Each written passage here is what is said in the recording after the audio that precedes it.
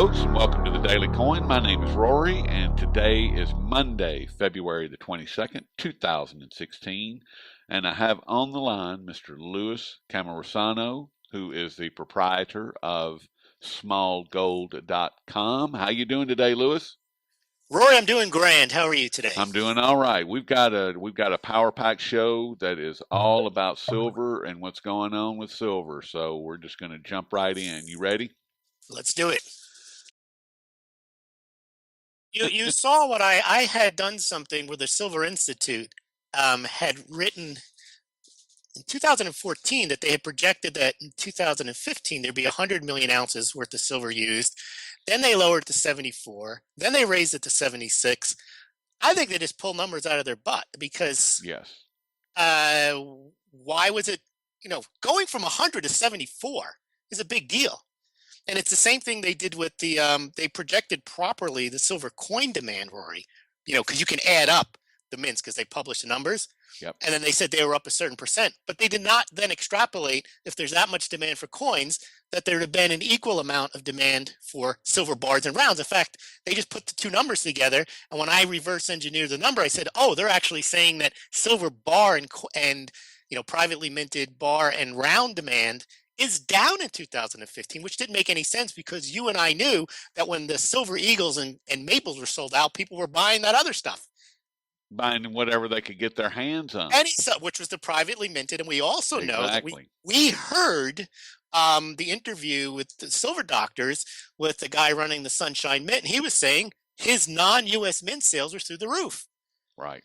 So Silver Institute, whether it's government or Silver Institute, which is, combined with Thomson Reuters, you can't trust any of the data, but some of the data you can trust is, I hope you can trust what the mint puts out, and I hope you can trust what the miners say they produce, but you never know. You never know. I mean, but as far as the mint is concerned, they have a whole other agenda going on. I mean, they have ration sales. You have ration sales of the two largest minted coins in the world right now. It's been going on since July of 2015. The doc reported this past Saturday that it was going to continue through the end of this first quarter, if not further into 2016. Personally, I believe it's going to continue deep into 2016, possibly the third or fourth quarter. Maybe they may be on ration sales all year.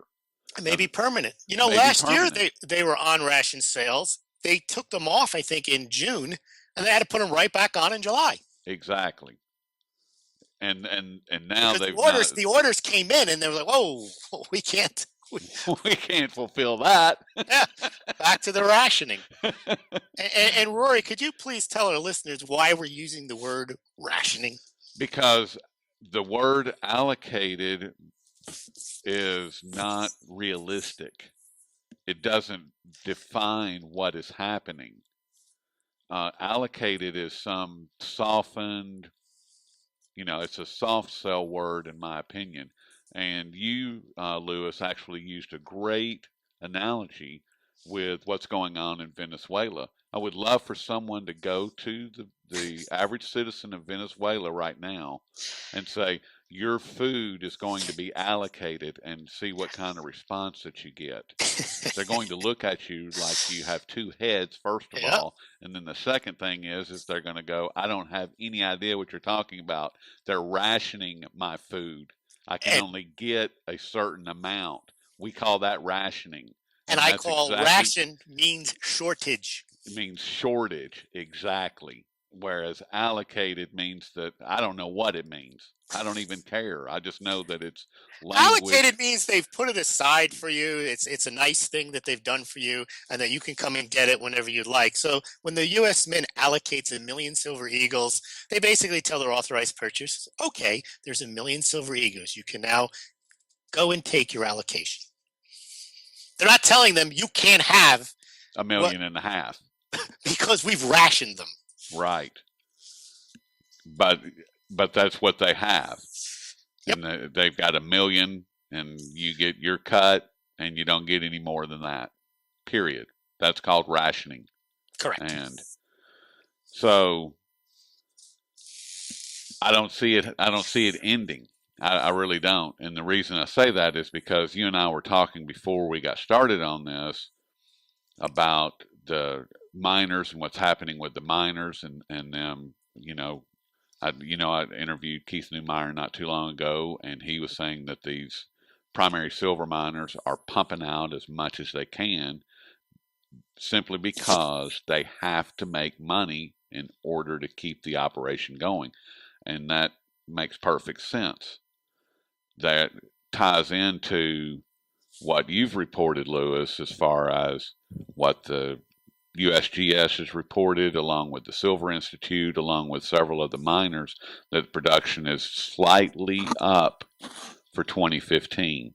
We don't have the final numbers at this point, but why don't you give us a description of what you found? Okay, so what I found, Rory, was I was looking at the reporting of the silver miners because I follow those, the reports that they put out, and they put out two types of reports. They report their financials, but then they also report what their production has been. And I was noticing a trend: First Majestic, Great Panther, Pan American Silver, Silver Standard Institute, Hecla Mining. All of these companies were putting out press releases, Silver Standard Resources, saying that they had achieved close to a record production in 2015. And I scratched my head and I said, well, wait a minute, the price of silver last year was $18, $19. During 2015, it went all the way down to $14. Why are these guys continuing to pump out more and more silver? And as you and I discussed, they have obligations. Right. They have debt obligations, they have payroll to meet, and unfortunately, as the price goes lower, they have to produce more. They have to mine more in order to get the money they need to meet their payroll and their debt obligations. It's not like they can just say, well, we're not going to put up with this nonsense and we're not going to mine anything. Well, they'll go out of business right away. So unfortunately, if you look at what the miners reported, you look at what the USGS reported, they show global silver mining production through November and estimate with December's numbers will be up slightly. And the Silver Institute put out something very, very similar. I don't think this can continue when companies are this type of strapped. And we saw Endeavor Silver, Rory, mentioned that they plan now to put one of their mines into care and maintenance by the end of the year. And that's assuming that the price stays where it is. But other mining companies have put out preliminary estimates for their 2016 production, and they're starting to say, we might do what we did last year, we might do a little less. The Silver Institute says mining production should be down about 5% in 2016. So we probably will see in 2016 some decline in the silver mining production, but we have not seen any indication that the silver demand on the investment side and on the industrial side, Rory, will go down at all. So it looks like we have a situation where we have declining supply and we have increasing demand. And perhaps, Rory, that's a good segue into what you've been looking at in terms of the demand for solar. Exactly. And thank you. As Dave Kranzler and I over on Shadow of Truth, we speak with Jeff Brown of ChinaRising.com, and he lives in Beijing, has for 10 years. He does tremendous research, and he delivered on two different occasions all of the statistics from China regarding their solar program. They're going to power 100 million homes with solar energy by 2020, and they're way ahead of schedule. India is doing the almost an identical program.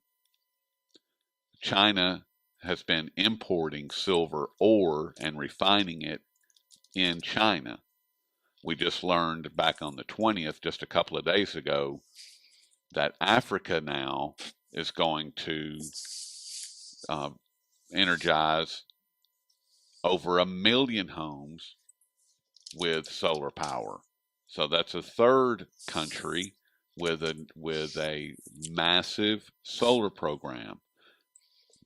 It made me write, where's the silver coming from? If these guys are stripping their mines right now, of everything that they can, and demand is completely out of control. We were just discussing the ration sales of the Silver Eagles as well as the Royal Canadian Mint's Silver Maple Leaf. When you have that type of demand going on all over and in different segments of any commodity, and especially when you're talking about money, there's going to be an issue, and I personally see it coming this year. I don't know where the silver's going to come from. I really don't. Well, Rory, I think where the silver will come from is the mints have already, as you mentioned, rationed what the demand is going to be this year. Now, looking at the mint numbers through February, the U.S. mint, they're about 4% ahead of last year. And last year was a record year. There were 47 million Silver Eagles sold. They could easily sell 50. Probably they could sell 60 million. But with the rationing, they will put a lid on the amount of silver that they will sell this year. Exactly. And it used to be, so what the mints did. But I looked at the numbers from 2006. I think I've sent you the charts on this. Silver coins and bars were approximately 5% of overall demand. And they are now, when you include bars, rounds, and privately minted rounds and bars with the sovereign mint coins, it's now around 25%.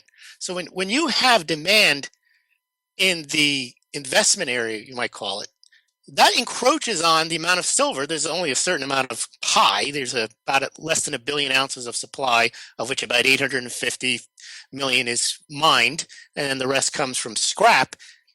The more you take out away from industry from the coin, bars, and rounds, the less there is for industry. Now, if industry has increasing needs for it, something has to break. And what we saw in 2015 with the miners ramping up production, that's not going to happen this year. They can't afford to do that.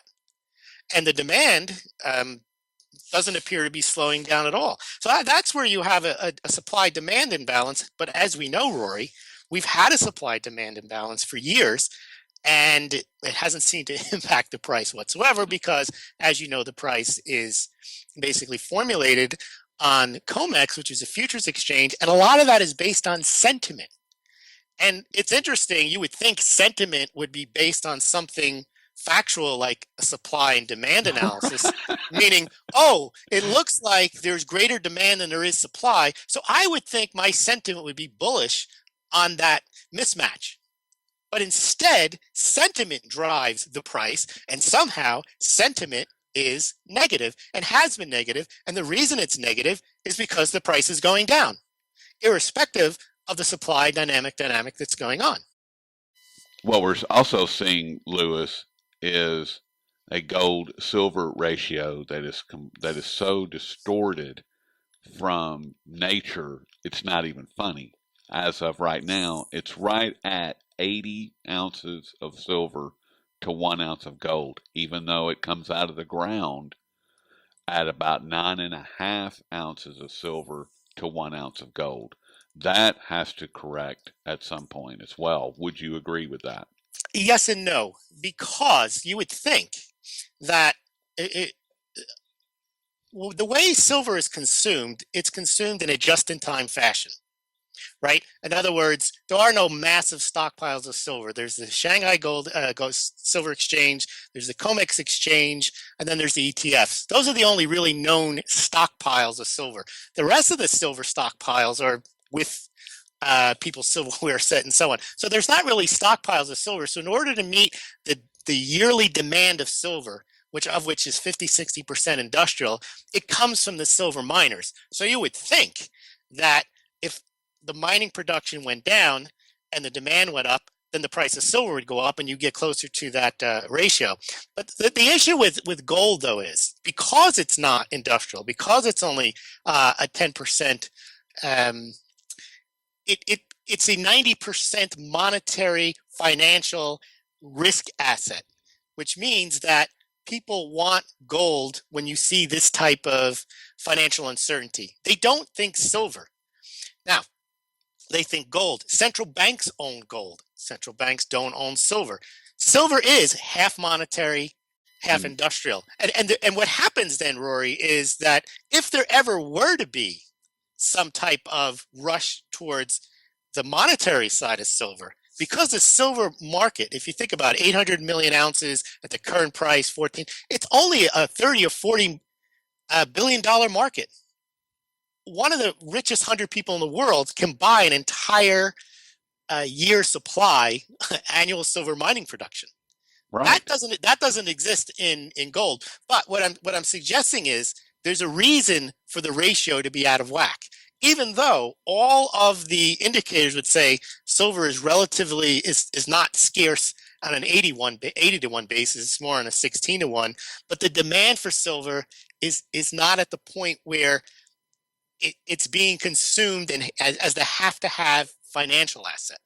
Whereas in gold, people still feel in financial times that's where they go to first. Now, what will happen, Rory, is once the gold price ratchets up, and we've seen this in the past, silver plays catch up and then quickly, and then it passes gold. Yes. That's Well, always happened. In a 30-year period, silver gets crushed more in a down market and goes up higher in a good market. and And what people that's when the ratio will change. and But what there's what people forget is that silver has been money longer than gold. correct. Okay. When that reality comes back, I believe that that's when we're going to see, like you said, it's going to crush it. And and I'm not sure how much more investment side demand would warrant is needed in order to warrant a stampede. But by what you just said a minute ago, there's been a minimum of a 20% increase in investment demand for silver just in the past couple of years. That to me, that's a big move. A 20% move. If it goes from 5%, according to the Silver Institute, Right. for the investment side to a 25% investment side for silver, that's a fairly significant move. And that was a year over year report. Is that right, or No, was no. it In, 2 years? 2006, their way they had 2006. Okay. their number of 5%. Also, they don't include in their investment numbers, their investment demand numbers, silver for ETFs and other types of funds, of which there's 500 million ounces, according to if you add up the silver ETF, SLV, and a few of the others. There's a stockpile there. In 2006, did not exist because all these financial products where they make them into paper assets, that silver was not stockpiled in ETFs in 2006. That's when they started the whole game of digitizing and financializing the silver and gold assets by putting them into ETFs. So that also takes silver. Supposedly, if the silver is actually backing these ETFs, that's silver that's been taken off the table for use in industry and has not been included in those investment numbers that I gave you with 25%. They don't include, the Silver Institute does not include ETF silver. They put that below the line. And when you include that, that makes the deficit even greater and the demand for investment even higher. See, so what? How do you define a stampede? I mean, we'll just say that the ETFs represent a 5% increase. That would push it to 30%. So now we've gone from 5% to 30%. And you're not talking about jewelry either. I mean, Exactly. jewelry is a very big component of silver demand as well, especially in the East. I mean, it's just so the numbers that we get are completely unreliable.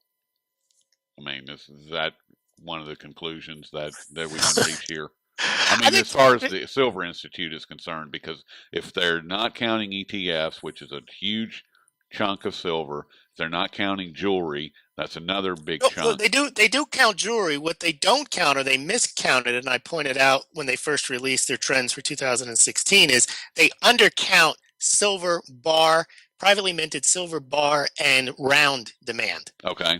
They had that declining in 2015 while they had the coin demand soaring. And when you put the numbers together and you reverse engineer it, you realize they actually showed that rounds and bars demand had gone down, and that is absolutely not true.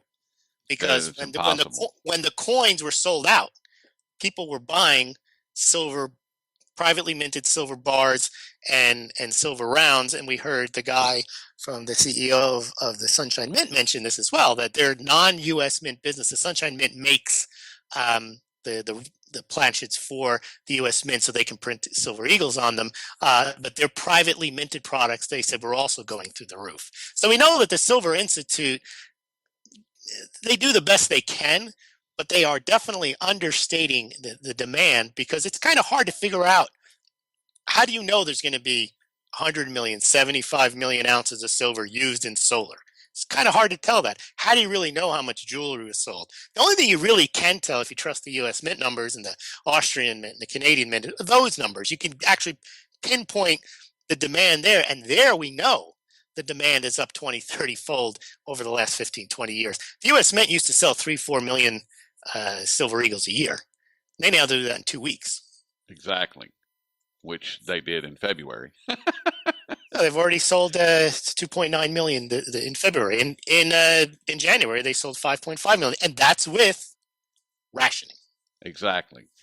When you have ration sales and you're looking at, for January, for silver eagles, 5.9 million ounces. How many more would it have been had they not been rationed? How many more would we be looking at in February if they weren't rationed? I mean, if they're gonna keep it to right around 6 million ounces a year, that's 72 million.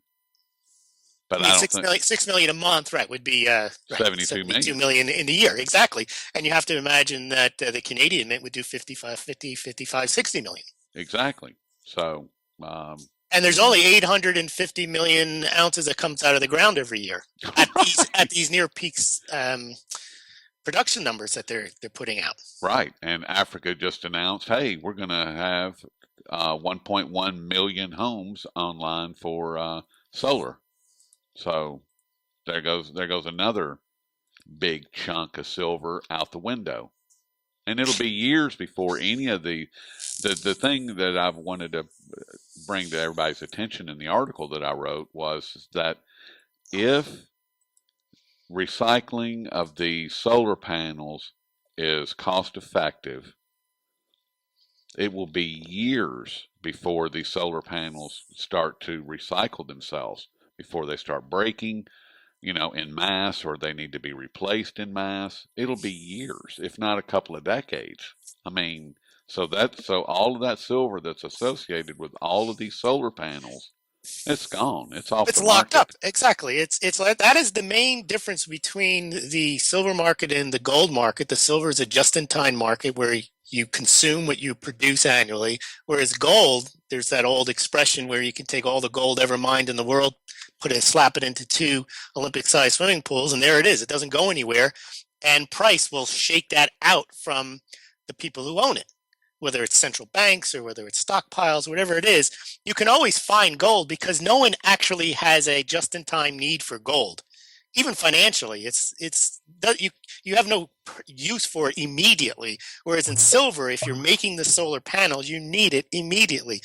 Cell phones, whatever it is, you absolutely have to have it. And there's not stockpiles of it that you can just go and get it from. You have to get it from the annual mining production. Well, Lewis, this has been I'm loving this conversation, and I hate to cut it short, but I know you're busy, I'm busy, we got a lot going on. And maybe we can pick this up in a couple of weeks and do it again. Sounds good, Rory. And we'll dive into the premiums and take a look at them. At that time, that's where we'll start, Lewis. You mean, you're talking about the Silver Eagle premiums that the dealers charge to the retail investors? Yeah, yes. We'll start the next conversation with premiums, and we'll just take it from there and just take another look at the silver market and the gold market and see what's going on. Sounds good, Rory. All right, buddy. I'll talk with you soon. Okay, take care.